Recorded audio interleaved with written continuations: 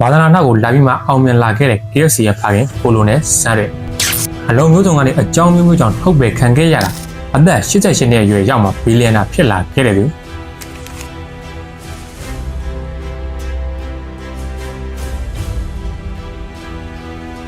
အသက်60ကျော်မှမိမိဝါသနာကိုသိခဲ့ပြီးအချိန်မနှောက်မဲ့လက်တွေအကောင့်ထဲပေါ်ခဲ့တဲ့ကိုလိုနဲ့ဆန်းတဲ့အစဉ်ပြေဝင်ရဂျားကနေဒေသန်းစာရေးရင်ဝင်လာတဲ့အတွေ့အကြုံကြောင့်ကဘာကျော်ဖြစ်လာခဲ့တဲ့ KFC တဲ့တဲ့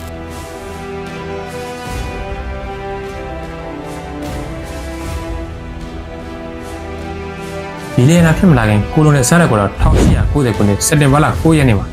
အမေရိကန်နိုင်ငံအင်ဒီယားနားပြည်နယ်ကအခန်းငယ်လေးတစ်ခုမှာမွေးဖွားခဲ့ပါတယ်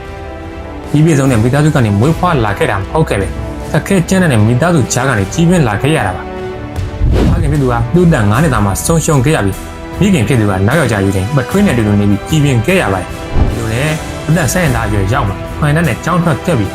ပထွေးဖြစ်သူရဲ့ညှဉ်းပန်းနှိပ်စက်မှုဒဏ်တွေကြောင့်73နှစ်အရွယ်မှာအိမ်ကနေဆင်းပြီးဦးလေးဖြစ်သူစီမှာတွားရောက်နေထိုင်ခဲ့ပါတယ်။သူ့သက်18နှစ်အရွယ်ရောက်မှာတော့လုပ်ငန်း၄ခုကနေထုတ်ပယ်ခံခဲ့ရခြင်းပတ်စပို့လူလုပ်ကအမေရိကန်စစ်တပ်ထဲကိုဝင်ရောက်တာဝန်ယူခဲ့ပါသေးတယ်။အမေရိကန်စစ်တပ်မှာတနစ်တာဝန်ထမ်းဆောင်ပြီးကျူဘာပစီဖိကေးရှင်းမေရဲဆိုတဲ့ကျူဘာပစီဖိတ်စစ်ပွဲကွန်ပျူတာမရိတ်ကိုဂုံးပြလက်ကန်ခဲ့ပြီးဦးလေးရှိရာမြေသားစက်ကောင်းရုံကိုပြန်လာခဲ့ပါတယ်။ကိုလိုနယ်ဟာမြေသားစက်ကောင်းရုံမှာအလုပ်လုပ်ခဲ့ပြီးအသက်19နှစ်ရောက်မှာတော့ဂျက်စပါဆိုတဲ့အမျိုးသမီးနဲ့လက်ထပ်ခဲ့ပါတယ်။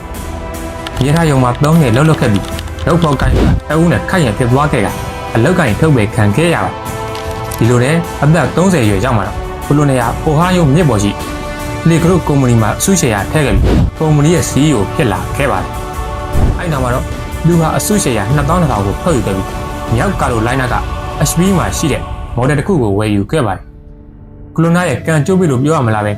ဝယ်ယူပြီးမကြခင်မှာရဲ့မော်ဒယ်ဟာမီးလောင်ပျက်စီးခဲ့ပါတယ်။ဒါပေမဲ့ကိုလိုနာကလက်မလျှော့ပဲသူ့ရဲ့မော်ဒယ်ကိုလူကြီး140ဆက်နဲ့စားတောက်ဆိုင်တစ်ခုဖြစ်ပြောင်းလဲဖွင့်လှစ်ခဲ့ပါတယ်။ဒါပေမဲ့ကံမကောင်းစွာနဲ့ပဲအဲ့ဒီအချိန်မှာအမေရိကန်ပြည်အောင်စုကဒုတိယစစ်ပွဲအတွင်းကြားရောက်နေချိန်ကာလဖြစ်တာကြောင့်ခရီးသွားလာရောက်မှုနေပါပြီးစားတောက်ဆိုင်ဟာဒေဝါလီခံလိုက်ရပါတယ်